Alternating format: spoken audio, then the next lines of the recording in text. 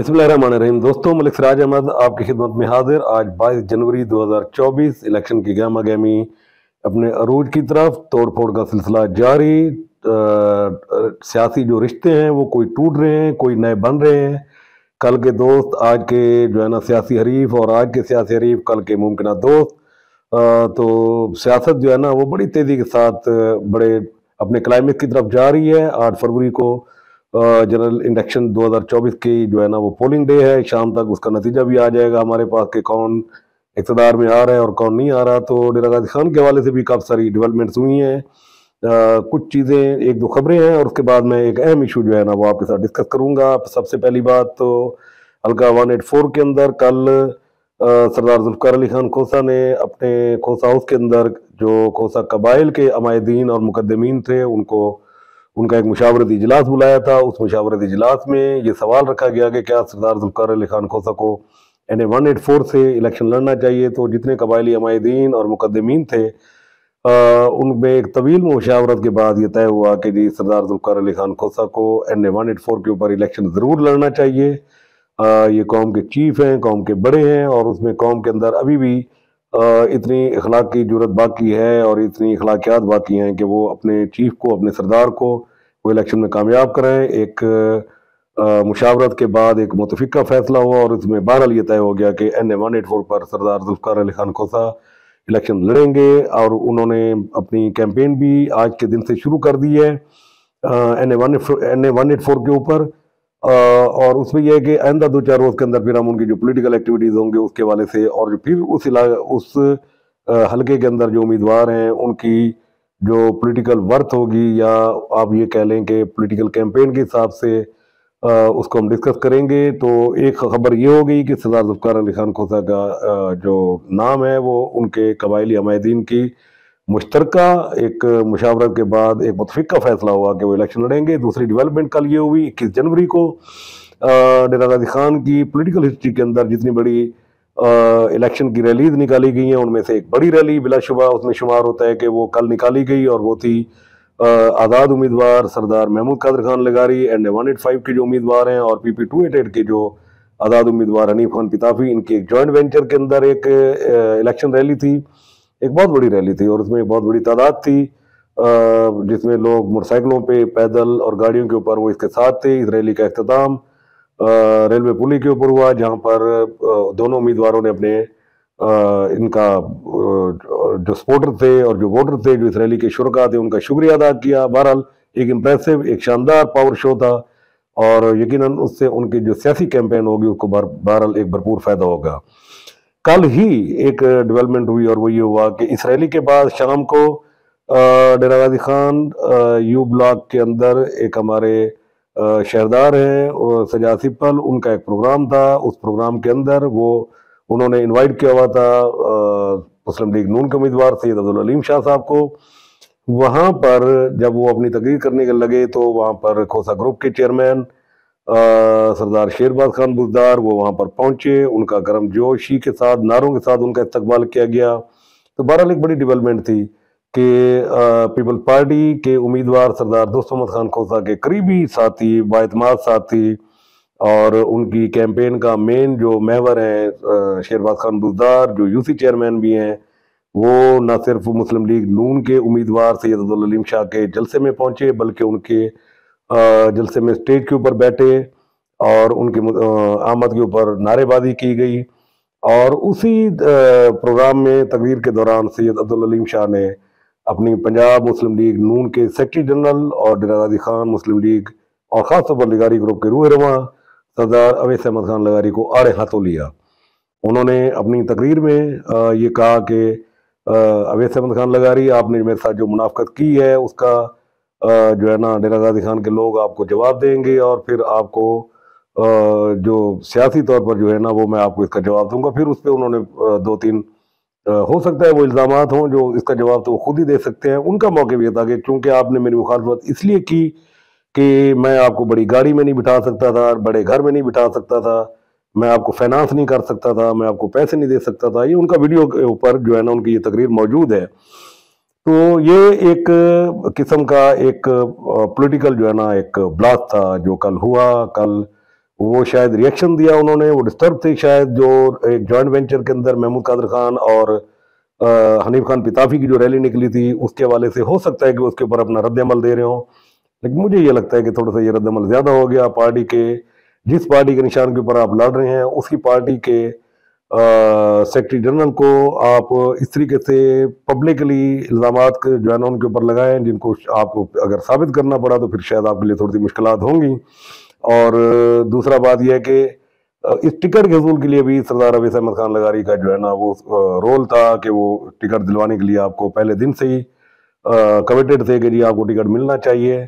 तो ये अलहदा बात है कि नून लीग ने ये हल्का ओपन छोड़ दिया। तो आज 22 को एक नई डेवलपमेंट और हुई इसके अंदर, और वो ये था कि एक निजी तकरीब के अंदर एक मकामी होटल में सैयद अब्दुल अलीम शाह साहब जो मुस्लिम लीग नून PP 288 के उम्मीदवार हैं वो शरीक हुए। ज़ाहिर है सोशली आप अपने मुख्तलिफ प्रोग्राम में शरीक होते हैं जो आपका सियासी मुखालफिन से भी मिलना जुलना होता है, और अच्छी बात तो यही है कि आप पॉजिटिव अंदाज में एक दूसरे को मिलें। सियासी इख्तिलाफ अपनी जगह, एक सोशल कॉन्टेक्ट आपके बहरहाल अच्छे होने चाहिए, तो ये एक अच्छी चीज़ थी। ये और सरदार दोस्त मोहम्मद खान खोसा बड़ी गर्मजोशी से मिले एक दूसरे से। इसमें जो डेवलपमेंट हुई और वो ये हुई कि एक वीडियो शेयर हुई है और उसमें ये था कि डेरा गाजी खान, बल्कि पंजाब की सियासत का एक मोतबर नाम और डेरा गाजी खान का एक मोतबर हवाला सरदार जुल्फ़िकार अली खान खोसा भी उस तकरीब में मौजूद थे। उन्होंने सैयद अब्दुल अलीम शाह और सरदार दोस्त मोहम्मद खान खोसा को दुआ देते हुए कहा कि जी मेरी दुआ है कि आप दोनों कामयाब हों। और फिर उन्होंने शाह साहब को मोहब्बत से जो है ना वो कहा कि जी चले देर से सही 20 साल बाद आप अपने घर में वापस लौट आए। तो उस पर एक जगह पर सैयद अब्दुल अलीम शाह साहब ने कहा कि जी देर आए दुरुस्त आए। तो इस सारी कन्वर्सेशन जो ये वीडियो की सूरत में आई है, तो इसका मतलब तो यही बनता है कि अगर वो सरदार जुल्फ़िकार अली खान खोसा सैयद अब्दुल अलीम शाह की कामयाबी के लिए मुबारकबाद दे रहे हैं, तो यकीनन PP 288 के ऊपर सरदार दोस्त मोहम्मद खान खोसा और सैयद अब्दुल अलीम शाह एक दूसरे के मद्दे मुकाबले लड़ रहे हैं। अगर वो उनको कामयाबी की दुआ दे रहे हैं तो इसका मतलब यह है कि PP 288 पर सरदार दोस्त मोहम्मद खान खोसा उम्मीदवार नहीं है, और यकीनन वो फिर PP 289 और 185 के ऊपर उम्मीदवार हैं। इस गुफ्तगू से मैं ये अंदाजा कर सकता हूँ। अब इसमें हुआ ये है कि एक डिबेट चल पड़ी है DG खान में, सोशल मीडिया के ऊपर, ग्रुप्स के अंदर, और बड़ी गर्मा गर्म बहस हो रही है कि जनाब ये क्या हुआ, और ये पॉलिटिकल कोई एक जो है ना धमाका हो गया। तो ये एक्सपेक्टेड था। मैं इसके ऊपर थोड़ी देर से बात करना चाहूँगा, कुछ फैक्ट्स एंड फिगर्स आपके सामने रखना चाहूँगा।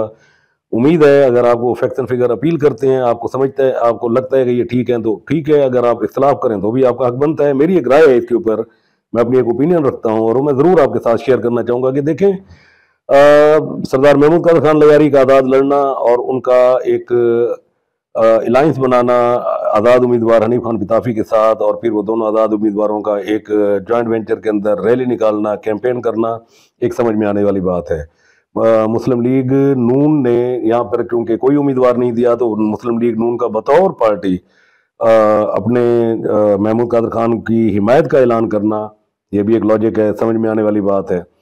महमूद कादर खान लगारी बतौर उम्मीदवार बाउंड नहीं थे, किसी जगह पर पाबंद नहीं थे कि वो हर सूरत में सैयद अब्दुल अलीम शाह साहब की जो है ना वो सपोर्ट करें। बहरहाल वो उसकी मुखालफत भी नहीं कर रहे थे। जहाँ जा रहे थे कोई कहता था कि जी मुझे हम वोट नीचे नून को दे रहे हैं, तो वो कहते थे ठीक है जी आप उनको दें लेकिन मेरा वोट मुझे जरूर दें। और कोई उन्हें कहता था कि जी हम किसी और उम्मीदवार को दे रहे हैं लेकिन बड़ा वोट आपको दे रहे हैं, तो वो कहते थे ठीक है जी। तो उसमें इस कैंपेन से डिस्टर्ब थे शाह साहब, और वो शाह साहब का कल जो ब्लास्ट होना था वो उन्होंने तो खैर हेडलाइन ही क्रॉस कर ली अपनी ग्रुपिंग के अंदर। आप जितनी भी एक दूसरे से सियासी मुखालफत हो जाए, आप शाइस्तगी का दामन हाथ से नहीं छोड़ते, आप रेड लाइन क्रॉस नहीं करते, आप तमाम दरवाजे और खिड़कियां बंद नहीं करते। लेकिन मुझे ये लगता है कि शाह साहब ने वो खिड़कियां और दरवाजे बंद की, जिसका रद्द-ए-अमल ये था कि आज जो सरदार जुल्फ़िकार अली खान, चूँकि वो बुजुर्ग सियासतदान हैं, लोग उनसे बड़ी एहतराम और अकीदत रखते हैं और उनसे मिलते हैं तो उनसे दुआ के लिए भी दरख्वास्त करते हैं, तो उनका अपने बेटे को और इनको ये कहना कि आप दोनों कामयाब हों, इस बात ने उन खदशात को तक़वियत दी जिसकी बुनियाद पर यह कहा जा रहा था कि जी पाकिस्तान पीपल्स पार्टी के सरदार दोस्त मोहम्मद खान खोसा और पाकिस्तान मुस्लिम लीग नून के सरदार सैयद अब्दुल अलीम शाह के दरमियान एक सीट एडजस्टमेंट हो चुकी है। अनअनाउंस्ड एक पेयर बन चुके हैं, और वो ये था कि PP 288 के ऊपर शाह साहब हम आपको सपोर्ट करेंगे, एक PP 289 के ऊपर आप हमें सपोर्ट करें। ये एक गुफ्तगू चल रही थी कि जो लोगों के जरिए पहुंच रही थी। अब अगर ये ऐसे होते हैं तो इसके देखना ये पड़ेगा कि इसका फायदा कितना है और नुकसान कितना है। मैं अपने दोस्तों को एक छोटी सी अर्ज करता चलूँ कि अगर आप 2018 के इलेक्शन को उठाकर देख लें तो उस वक्त डेरा गाजी खान की कौमी असम्बली के जो दो हल्के थे वो PP 289 और PP 290 थे, जो अब इस वक्त PP 288 और PP 289 है। जो PP 289 था उसमें उस वक्त उस हल्के के अंदर डेरा गाजी खान मेट्रोपॉलिटन कॉरपोरेशन उसके अंदर मौजूद थी। उस PP 289 के ऊपर जो मद्दे मुकाबिल थे 3-4 उम्मीदवार, उनमें हनीफ खान पिताफी, उसमें डॉक्टर तहरीक इंसाफ की डॉक्टर साहबा थी, और उसके अलावा सैयद अब्दुल अलीम शाह साहब और सरदार दोस्त मोहम्मद खान खोसा। अब उसमें जो रिजल्ट था वो ये था कि हनीफ खान पिताफी के कोई 35,000 वोट थे आज़ाद हैसियत में, डॉक्टर शाहीना करीम के थे कोई 18,000 के करीब, कोई 14,500 वोट लिया था सरदार अपना सैयद अब्दुल अलीम शाह साहब ने नून लीग के टिकट के ऊपर, और कोई 13,500 के करीब वोट लिया था सरदार दोस्त मोहम्मद खान ने आज़ाद हैसियत में। अब हुआ ये तो था वो फिगर जो 2018 में सामने आया। अब हुआ ये कि इस नई हल्का बंदी के बाद जो अब नए इलेक्शन होने जा रहे हैं, तो ये डेरा गाजी खान शहर बुनियादी तौर पर दो हिस्सों में तकसीम हो चुका है, 288 और 289 के ऊपर। अब वो जो 14,500 वोट शाह साहब ने लिए हुए थे, वो 14,500 वोट का उनका मेजॉरिटी जो एक वोट था, जिसमें उनके बेहतरीन करीबी रफका जिनमें हाजी मोहम्मद, शेख हाजी मोहम्मद अली, सरवर सदीकी, शेख बिलाल और इस तरीके से दूसरे लोग, वो चले गए 289 के अंदर। तो शाह साहब को पहला झटका तो ये लग गया कि जब 288 बनी और जहां से वो उम्मीदवार बने, तो उनका जो मेजॉरिटी उर्दू स्पीकिंग बेल्ट के अंदर एक वोट बैंक था वो तकसीम हुआ, वो 289 के अंदर चला गया, और ये वोट बैंक सरदार दोस्त मोहम्मद खान के नोटिस में था कि ये जी यहाँ पर मौजूद है उनका। तो ये इसलिए मैं आपको बीच में एक बात कर रहा हूँ कि सरदार दोस्त मोहम्मद खान ने एक स्मार्ट मूव चली है, वो मैं आगे आपको बताऊंगा। वो हिस्सा चला गया उस तरफ, बाकी जो लोग बचे थे उसके अंदर भी जब मुस्लिम लीग नून की तरफ से इनको टिकट मिला, तो उसमें जो बड़ा वोट था उसके ऊपर अल्टीमेटली नून लीग का उम्मीदवार कोई नहीं था, तो उसके अंदर जो लिगारी ग्रुप खड़ा हुआ था यहाँ पर इंटैक्ट, उसने अनाउंस कर दिया कि जी वो अपना बड़ा वोट महमूद कादर को देंगे, और छोटे वोट के ऊपर भी उनमें से अक्सरियत की राय ये थी कि जी हम हनीफ खान पिताफी का साथ देंगे। तो शाह साहब का वो जो 14,500 वोट था, एक तो पहले वो तकसीम हुआ दो हल्कों की वजह से, और उसके बाद फिर मजीद तकसीम हुआ जिसमें लिगारी ग्रुप का भी वोट उनसे कटा। और इसी तरीके से हनीफ खान पिताफी और सरदार महमूद कादर खान लगारी के वोट बैंक में एक इजाफा ये भी हुआ कि वहां पर सेनेटर हाफिज अब्दुल करीम का ग्रुप जो एक बड़ी वर्थ के अंदर यहाँ पर खड़ा हुआ है PP 288 के अंदर, उन्होंने भी उनकी हिमायत का ऐलान कर दिया। तो शाह साहब के पास जो मार्जिन था इलेक्शन के हवाले से वो बहुत कम था, वो इतना कम था कि उनको लग रहा था कि अगर ये चीज़ मजीद ये थोड़ा सा दिन आगे मुश्तरका कैंपेन चलाते हैं तो शायद उनके पास स्कोप ना हो। अब उन्होंने शायद एक अंदाजा है हमारा, और वो ये है, ये बात खुल जाएगी अंदर चंद दिनों में। खैर दो बातें तो बड़ी एविडेंस, कॉन्क्रीट एविडेंस है जिस जो हमारे सामने आ चुकी हैं कि अगर वो सरदार दोस्त मोहम्मद खान खोसा के साथ वो कोई पॉलिटिकल एडजस्टमेंट करते हैं खामोशी के साथ, तो उसके नताइज क्या होंगे। सरदार दोस्त मोहम्मद खान खोसा का भी जो 13,500 वोट था इस PP 288 के ऊपर, वो भी तकसीम हुआ, वो दो हल्कों में इस वक्त तकसीम हुआ। इन दो हल्कों में उनका जो वोट था उसमें जो 288 के अंदर आता है वो डेफिनेटली उनकी ज़ात के साथ वाबस्ता उनका एक वोट बैंक है, खोसा ग्रुप का एक वोट बैंक है, वो उनके कहने के ऊपर शाह साहब को मिल सकता है। चलें उस 13,500 को आप आधा कर लें तो 6,500-7,000 वोट आप कह लें कि इस 288 के अंदर वो वोट है जो खोसा ग्रुप का पड़ सकता है सैयद अब्दुल अलीम शाह साहब को। और सैयद अब्दुल अलीम शाह साहब का भी आधा वोट जो पिछले इलेक्शन वाला था, आप 6-7,000 वो कर लें, तो इसका मतलब यह है कि 14-15,000 की रेंज में शाह साहब अब भी वहीं खड़े हैं जहां 2018 में खड़े थे। लेकिन होगा क्या, होगा ये कि वो नून लीग के पैनल के ऊपर डिस्क्रेडिट होंगे। क्या पाकिस्तान मुस्लिम लीग नून शाह साहब को इस तरीके से लोकली अपनी मर्जी के साथ एडजस्टमेंट करने देगी? अगर वो अनअनाउंस भी रहना चाहें और इसका ऐलान भी ना करें और खामोशी से उनके दोस्त एक दूसरे को सपोर्ट करेंगे, तो क्या वो लोग जो इनके हरीफ हैं और वो आज़ाद हैसियत में लड़ रहे हैं, या फिर पाकिस्तान मुस्लिम लीग नून के जो यहाँ पर अहदेदार हैं, क्या वो इस अलायंस को तस्लीम करेंगे? क्या वो इसकी बुनियाद के ऊपर शाह साहब को वोट देंगे मुस्लिम लीग नून का? क्या मुस्लिम लीग नून अगर ये चीज़ इस तरीके से होती है तो इसके ऊपर बतौर पार्टी अपने उम्मीदवार के खिलाफ किसी किस्म का कोई एक्शन लेगी? बहुत सारे सवाल आते हैं, बहुत सारी चीज़ें ऐसी हैं जो वजाहत तलब हैं, बहुत सारे स्टेप्स हैं जो भी होना बाकी हैं। अभी तो इलेक्शन के अंदर बहुत दिन पड़े हैं। अगर ये चीज़ करनी भी थी तो मुझे ये लगता है कि कहीं ना कहीं शाह साहब जल्दबाजी कर गए हैं। ये अगर खामोशी से मत करते रहते और बड़ा खामोश लेके चलते और शायद इलेक्शन के करीब आकर करते, तो शायद लोगों के पास इतना मार्जिन ना होता कुछ करने के लिए। अभी बहुत दिन है, इसका मतलब यह है कि अभी बहुत कुछ हो सकता है। स्मार्ट मूव क्या थी सरदार दोस्त मोहम्मद खान खोसा की? सरदार दोस्त मोहम्मद खान खोसा पहले दिन से ही PP-288 के ऊपर वो सीरियस नहीं थे, वो विंग तलाश कर रहे थे। उन्होंने पिताफी हनीफ खान पिताफी से, सैयद अब्दुल अलीम शाह साहब से मुस्तकिल वो राब्ते में रहे और उनसे ये कहते रहे कि जी आप में से कोई एक मेरी विंग बन जाए। एक तो उनकी कैलकुलेशन भी किसी हद तक ठीक थी कि उनको लगता था कि इनमें से कोई एक मुस्लिम लीग नून का उम्मीदवार बनेगा तो दूसरे के लिए उनका विंग बनना आसान हो जाएगा। लेकिन इत्तेफाक ऐसा हुआ कि सियासी तकसीम इस तरह बनी कि दोनों ही उम्मीदवार उसकी तरफ नहीं जा सके। तो PP-288 उनके पास बुनियादी तौर पर एक विंग के लिए खाली थी। वो फोकस कर रहे थे 185 के ऊपर, NA-185 के ऊपर और PP-289 के ऊपर। उनके पास अब भी ये गुंजाइश मौजूद थी इस टाइम के दौरान कि अगर PP-288 पे शाह साहब उनके साथ कोई अंडरहैंड कोई डील करते हैं तो उनका जो वोट बैंक वहां पर उनके साथ इंटैक्ट खड़ा हुआ है PP-289 के अंदर, तो वो उनको पड़ सकता है। और यकीनन वो एक रीजनेबल वोट था। उनको ये लगता था कि अगर ये मुझे मिल जाए तो कम से कम मेरी पोजीशन यहाँ बेहतर हो जाएगी। उन्होंने स्मार्ट मूव की, उन्होंने शाह साहब को जो है ना जैसे भी ट्रैप किया, या ये कह लें कि जिस तरीके से भी मुतमईन किया, कन्विंस किया, और शाह साहब ने भी अपनी कश्तियां जलाने की कोशिश की। और उन्होंने सोचा कि शायद इस तरीके से मैं रिएक्शन दे दूंगा या फिर शायद मैं पॉलिटिकली जो है ना कोई जंप कर लूंगा और मेरी सीट सिक्योर हो जाएगी। तो उन्होंने एक अनइवन जो है ना एक अलायंस बनाकर अपने चेयरमैन को उनके जलसों में भेजना शुरू कर दिया। फिर उनकी अंडरस्टैंडिंग एक दूसरे के साथ, उनके दोस्तों ने कहना शुरू कर दिया मुस्लिम ग्रुप्स के अंदर कि हम सरदार दोस्त मोहम्मद खान खोसा को वोट दे रहे हैं। तो मेरा ख्याल यह है कि इसमें सरदार दोस्त मोहम्मद खान खोसा का तो जरूर 289 के ऊपर फायदा हुआ है, 185 के ऊपर भी फायदा हुआ है। लेकिन अगर शाह साहब अपनी एंड की तरफ देखें तो मुझे नहीं लगता कि उनको कोई फायदा हुआ हो। उनका टोटल सम जो है, उनका टोटल स्कोर जो है जो इस इलेक्शन के नतीजे में आना है, वो वही रहेगा कम बेश जो उनका 2018 के अंदर था। आप इसको जितना जमा मनफी कर लें, जितनी ग्रुपिंग ऊपर नीचे कर लें, जिस तरीके से हल्के तकसीम हुए हैं और जिस तरीके से यूसीज बनी हुई हैं और जिस तरीके से ग्रुप खड़े हुए हैं, तो शाह साहब के टोटल स्कोर में इजाफा नहीं होने वाला। तो इसका मतलब ये है कि शाह साहब को फायदा कम और इसमें सरदार दोस्त मोहम्मद खान खोसा को फायदा ज्यादा हुआ है अगर ये इस तरीके से होता है। तो रही बात 289 और 185 की, तो यकीनन 289 के ऊपर जो मैच है वो सरदार दोस्त मोहम्मद खान खोसा और सरदार महमूद कादर खान लगारी के दरमियान है। चोटी और उसके बाद उसके आगे की यूनियन काउंसिल चले, उसमें पाएगा 1, 2, 3 कैम वाला, मामूरी, बस्ती खोसा, डगर चेट नीचे आ जाए, गदाइयाँ हो गई।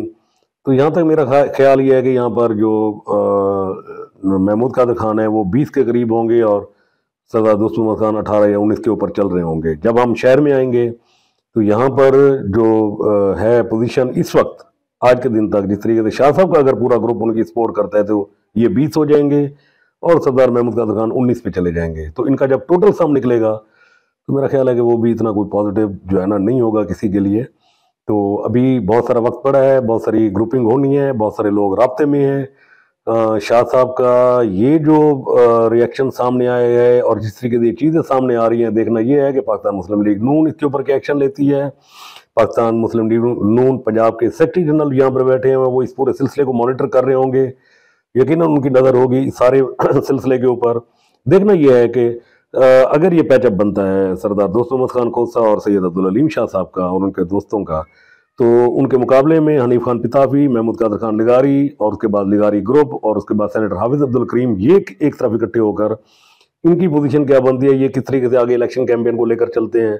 वर्थ के हिसाब से अब भी उनका पलड़ा भारी है कि मुस्लिम लीग नून का वोट, लिगारी ग्रुप का वोट, हनीफ खान पिताफी का वोट, सेनेटर हाफिज अब्दुल करीम का वोट, ये एक बड़ी वर्ष के अंदर ये वोट बनता है। टोटल अगर हम करें तो उनकी पोजीशन फिर भी कहीं आगे जा रही है। लेकिन 289 के ऊपर सरदार दोस्त मोहम्मद खान की पोजीशन, अगर ये लाइन इस तरीके से होता है तो बेहतर हो जाती है। तो आज की गुफ्तगू को मैं कंक्लूड करते हुए कहूँगा कि कल वाली महमूद कादर खान और हनीफ खान पिताफी की रैली के बाद शाम की तकरीर में सरदार सैयद अब्दुल अलीम शाह का पार्टी के सेक्रेटरी जनरल के ऊपर और अपने एक्स साबिक MNA के उम्मीदवार सरदार अवैध खान लगारी के ऊपर उनके ऊपर मुनाफकत का इल्ज़ाम लगाना, उनके ऊपर फाइनेंस ना करने का इल्ज़ाम लगाना, उनको ये कहना कि जी मैं पैसे नहीं दे सकता था, एक तो ये संगीन इल्ज़ामात थे जो कि असूलन देखा जाए तो एक गैर अखलाकी बात थी, इनको नहीं करना चाहिए था। ये कोई सियासी गुफ्तगू नहीं थी,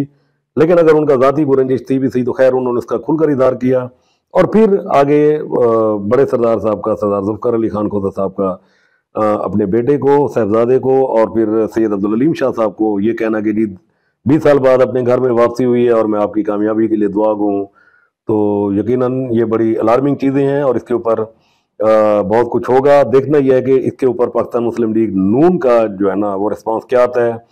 लेकिन इस सारी सूरत हाल में मुझे ये लगता है कि PP288 के ऊपर सैयद अब्दुल अलीम शाह साहब को कोई ज़्यादा फायदा नहीं होने वाला। खोसा ग्रुप का वोट तकसीम हुआ है, 2 हलकों में तकसीम हुआ है 288 के ऊपर। उनको अगर पड़ा भी सही तो 5-6 हज़ार 7 हज़ार वोट पड़ सकता है। क्या उनके पास इतना वोट अपना है कि जिसकी बुनियाद के ऊपर वो इस इलेक्शन को वो सरवाइव कर सकें, निकाल सकें?